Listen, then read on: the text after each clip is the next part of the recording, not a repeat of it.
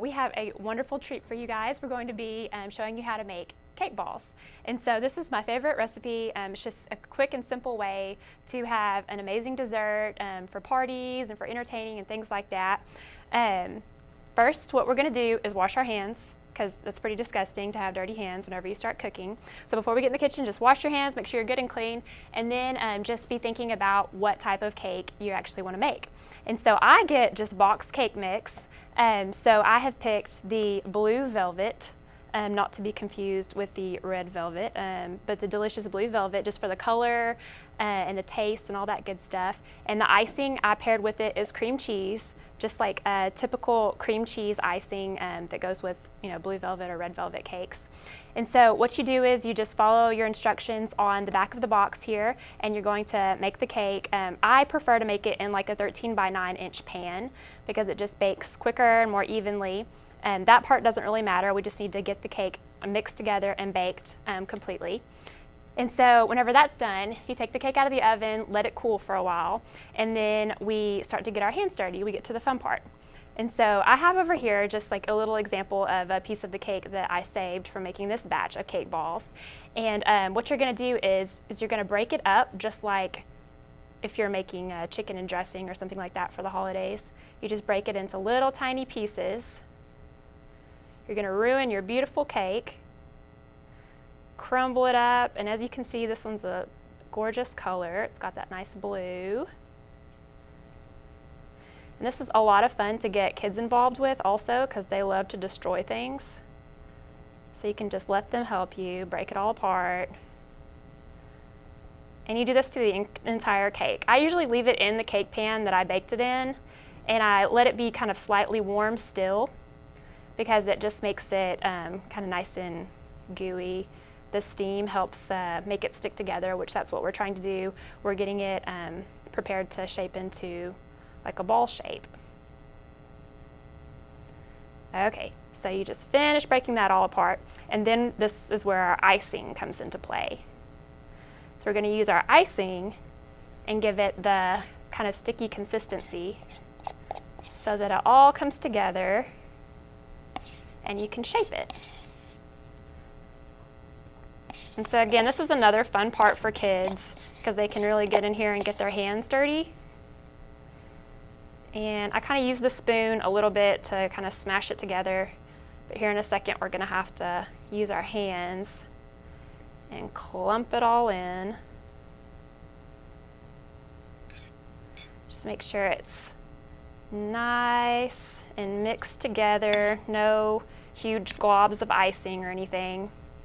And then one whole pan of this cake combined with just one tub of icing is plenty. You don't need any more than that. So we just finished mixing this all in. Okay, so now it's unavoidable. We've got to get dirty. So you just smush it all together here. Okay, and what you're gonna do next is, I like to use parchment paper and just spread it out on a pan or a plate or something like that. And then you're gonna start to shape your cake. This may be a little too icinged. You're gonna shape your cake into a little ball. Whenever you're done with that, you're just going to place it on parchment paper of a long flat pan or something that's going to, and whenever we come back from break, we're gonna show you how to finish up.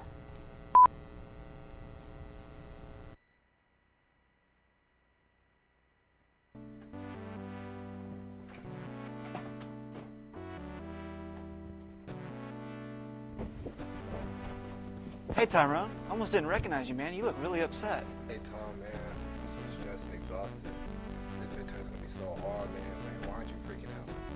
Hey man, you gotta try the new Black Magic. It's a new energy drink that not only gives you energy, but has natural brain stimulants. I'm more alert and I have better retention of everything I'm studying. Black Magic, it's a no-brainer. And welcome back to Quick and Easy Desserts. Whenever we left for break, we were just showing you guys how to get nice and messy and shape your cake balls. So now we've finished and we have the cake balls here ready to go into the freezer. So they're just gonna be in the freezer and we're gonna let them set for probably like 2 hours. If you want to get them nice and firm, you just leave them in the freezer for overnight possibly, because we're going to dip them in chocolate afterwards, so they need to have like a really good like thick consistency. And so we already have that in the ones that I have pre-prepared over here. And what we're going to do is just dip them in white chocolate, or this is almond bark. Make sure they're just thoroughly coated. And then you place them again on your parchment paper. And you can kind of go over the little spots that got missed and make sure they're completely covered here. Make sure you have it looking exactly how you want. And then you just leave it to cool. It'll end up looking beautiful. And you can use either dark chocolate or the almond bark or the white chocolate, whatever works best with the cake flavor that you've chosen. Again, just get a nice, good, even coating. And then put them on your parchment paper to firm up. And let that chocolate set.